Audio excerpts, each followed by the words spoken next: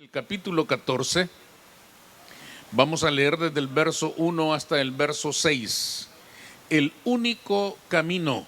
Este es el título de nuestro mensaje de hoy. El único camino. San Juan capítulo 14, del verso 1 en adelante. Dice la palabra de Dios: no se turbe vuestro corazón. ¿Creéis en Dios? Creed también en mí. En la casa de mi Padre muchas moradas hay. Si así no fuera, yo os lo hubiera dicho. Voy pues a preparar lugar para vosotros. Y si me fuere y os preparare lugar, vendré otra vez y os tomaré a mí mismo, para que donde yo estoy, vosotros también estéis. Y sabéis a dónde voy, y sabéis el camino. Le dijo Tomás: Señor, no sabemos a dónde vas. ¿Cómo pues podemos saber el camino? Jesús le dijo: yo soy el camino y la verdad y la vida. Nadie viene al Padre sino por mí. Pueden sentarse, hermanos. En estos versículos que acabamos de leer, el maestro recién ha anunciado a sus discípulos su pronta partida. Les ha hecho saber con toda claridad que uno de ellos le entregará y será crucificado.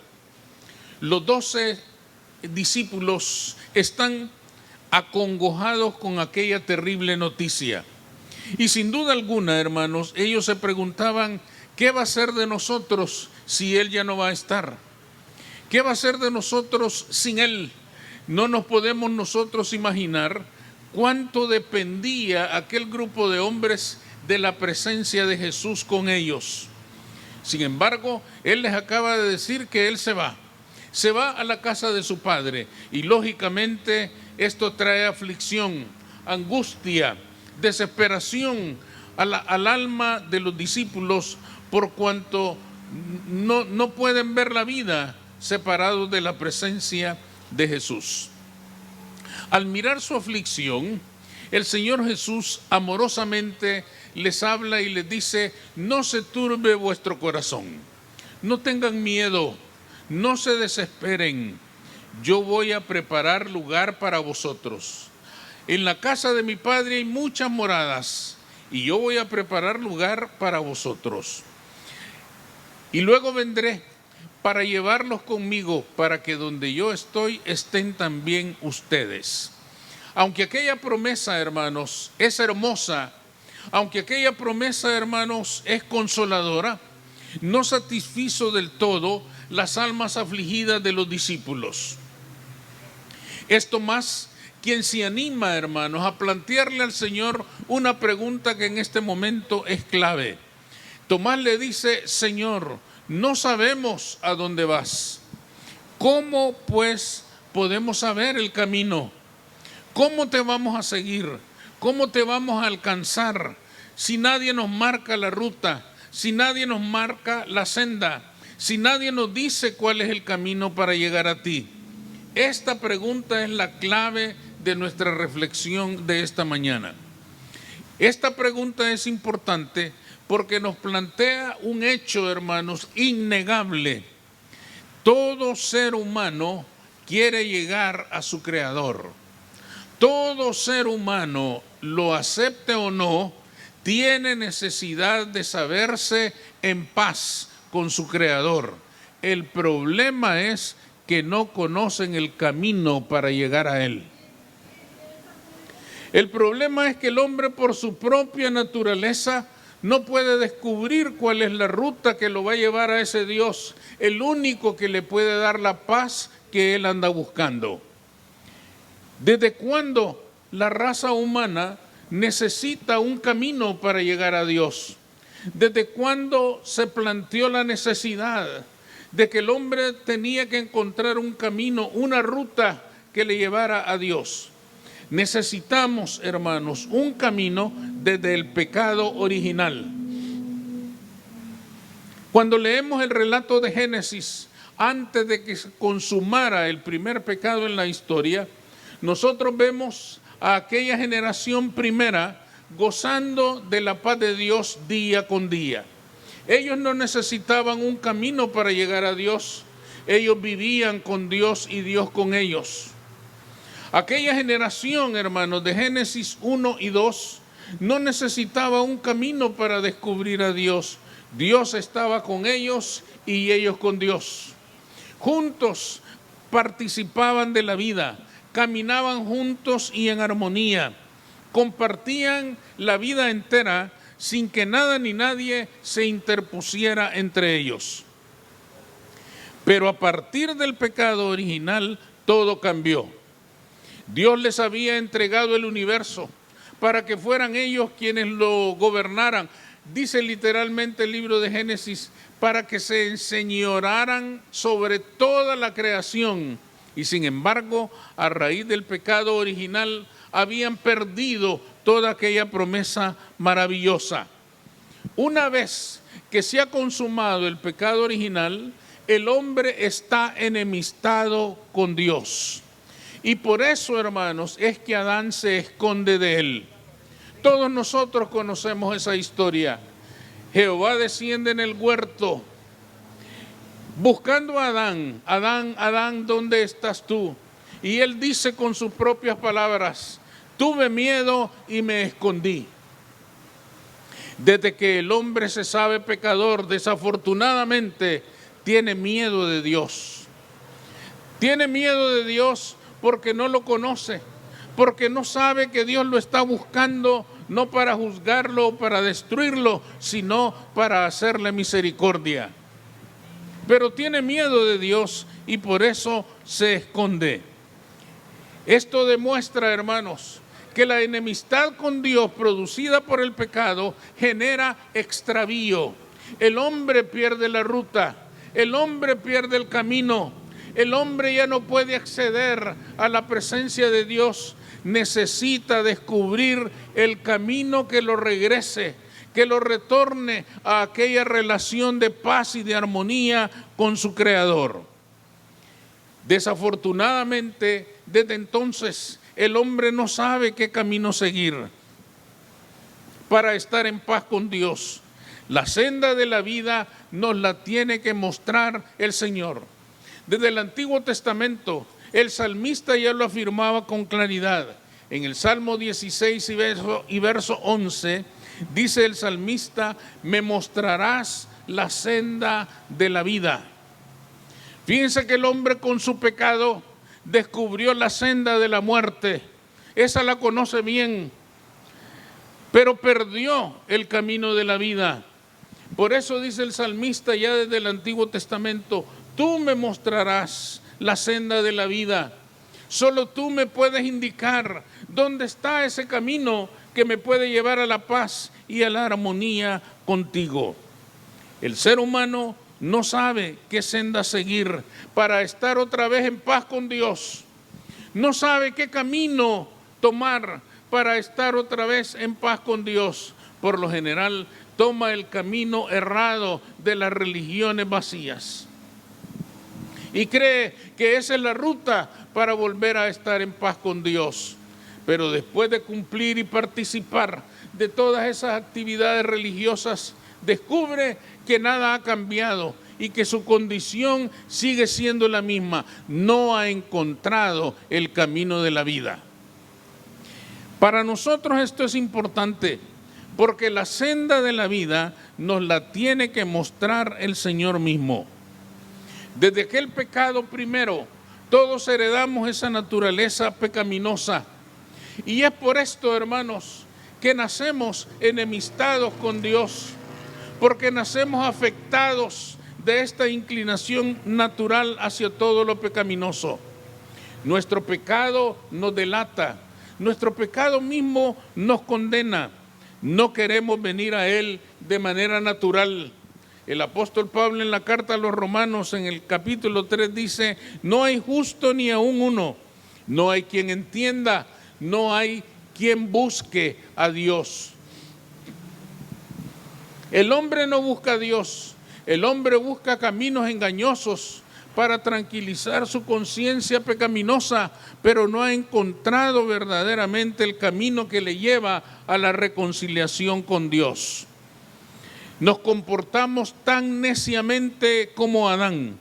Nos comportamos, hermanos, como la persona que le debe un favor o le debe dinero a otra. Recibió el favor, se comprometió a devolverlo, a pagarlo, a reconocerlo, pero con el tiempo no quiere hacerlo. Y en vez de acercarse a la persona y tratar de arreglar aquella situación, ya no le vuelve a hablar, hasta se vuelve su enemigo. Justamente lo que le pasa al hombre pecador. Él es el pecador. Y en vez de venir a Dios, y decirle, Señor, perdóname, se enoja con Dios, se aleja de Él, se esconde de Dios, negándose así la única oportunidad que tiene de alcanzar la paz con su Creador. Esta es la necedad del pecador, que en lugar de correr al ofendido, se esconde de él. Y uno de los escondites favoritos que todo ser humano tiene para no permitir que Dios le alcance es la religión. No podemos venir a Dios por nuestra propia voluntad.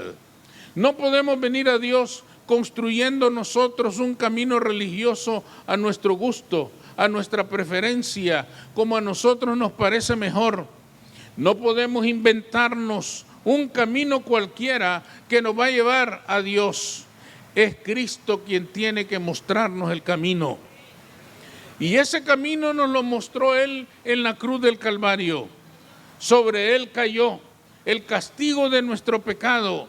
Sobre Él cayó la espada que debía quitarnos la vida a nosotros. Él murió para que nosotros viviéramos. Ese es el único camino.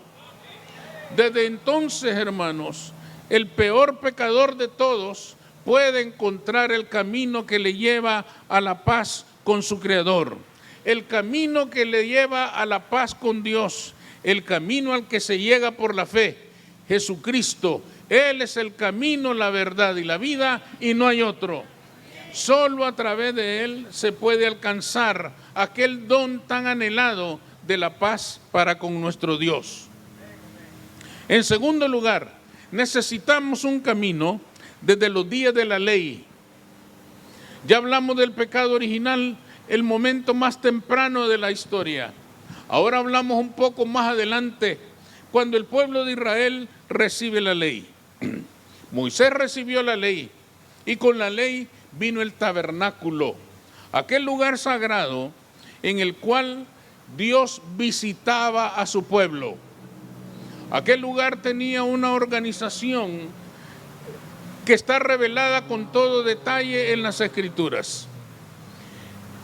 Tenía un lugar santo y un lugar santísimo. El lugar santísimo era aquel lugar donde la misma gloria de Dios descendía para tratar con su pueblo, pero no cualquier persona podía entrar en el lugar santísimo. Solamente el sumo sacerdote podía gozar de aquella experiencia. Solamente el sumo sacerdote en determinadas ocasiones en el año podía gozar de entrar en aquel lugar donde la gloria misma de Jehová descendía por breves momentos. Cualquier otro que no fuera el sumo sacerdote no podía gozar de aquel privilegio. Cualquier otro que no fuera el sumo sacerdote, si se atrevía a entrar en ese lugar, moriría irremediablemente, porque estaba establecido que el único que podía entrar en aquel lugar era el sumo sacerdote. Por eso, el lugar santo y el lugar santísimo estaban separados por un velo, una cortina de pieles de animales muy grueso. No pensemos en un velo como el velo de la novia. No, el velo era una cortina espesa, gruesa, que dividía, que separaba aquellos dos compartimientos tan importantes en el tabernáculo. No todos podían gozar de aquel favor tan grande de Dios. Nadie más tenía entrada al Padre sino el sumo sacerdote. Nadie podía venir libremente delante de Dios. No había camino que estuviera disponible para todos los pecadores. El único camino, hermanos, a través del cual el hombre se podía encontrar con el Creador, era a través de un intermediario que era el sumo sacerdote. El pueblo tenía que venir al sumo sacerdote con sus pecados, con sus culpas, con sus errores, con sus transgresiones, y el sumo sacerdote lo iba a representar delante de Jehová. Si el Señor aceptaba aquellos sacrificios, el sumo sacerdote saldría con la expiación para el pueblo. Pero nadie podía gozar del privilegio de venir directamente a Jehová y decirle, he pecado. Era necesario, era indispensable la participación de un intermediario que acercara al pecador a la presencia de Dios. ¿Cómo abrió el camino Jesús? Jesús abrió el camino en la cruz del Calvario, hermanos, no solamente apartando el velo por un momento, no solamente apartando el velo para decir, aquellos que yo he elegido pasen, entren y vengan y alcancen la salvación. Dice la Escritura, hermanos, que el momento en el que Dios entregó su alma al Padre, el velo se rasgó de arriba hacia abajo. Y este detalle, hermanos, lo presenta el escritor sagrado con tanta claridad, de arriba hacia abajo, con lo cual quería decir, este velo se arruinó y ya no sirve más. Esto se terminó, esta ruptura del velo de una manera tan definitiva, estaba diciéndonos a todos los recursos que la ley había provisto para que el hombre alcanzara la salvación, han terminado, han sido superados por la gracia de Dios en Cristo Jesús. Aquel sistema era sumamente imperfecto, pero el sistema de la gracia en Jesucristo es perfecto, eterno y para siempre. Por eso el velo se rompió de una manera tan definitiva. El Señor, al rasgar el velo de aquella forma, estaba diciendo, esto ya es irreparable. El viejo sistema de expiación ha terminado. A partir de hoy, no hay necesidad de ningún intermediario. Nadie nos tiene que representar. Nadie tiene que venir de parte de nosotros ante Dios. Todos podemos venir delante de la presencia del Señor. Y todo el que crea en mí, aunque esté muerto, vivirá. Porque el velo se rompió. Porque todo ha terminado en cuanto a los intermediarios. Desde entonces, hermanos, ningún otro camino funciona, aunque esté lleno de religión, de ceremonias y de intermediarios. Porque las religiones abundan en intermediarios, en personas que se consideran santas, especiales delante de Dios y que son quienes nos pueden acercar a la presencia misma del Creador. Pero desde que se rompió el velo, todo aquello es inútil. Aunque esas prácticas abunden en penitencias, sacrificios, dolores, lágrimas, sufrimientos físicos, de nada sirven.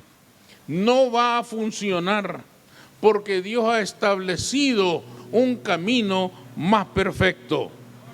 Todo lo que se encontrará al final de esa senda falsa es la frustración, el saber que después de haber practicado ritos, ceremonias, penitencias y tantas otras cosas, seguimos estando en la misma condición y la paz que anhelamos no llega a nuestras almas. Y la paz y el perdón que anhelamos no llegan a nuestras almas. Toda persona que se afana por encontrar en las religiones la paz de su alma debe saber que solo hay un camino. Ese camino es Jesucristo y es el único que le puede dar la paz que anda buscando. Es el único que le puede dar el reposo a su alma que anda buscando. Es el único camino a través del cual se llega solamente por la fe.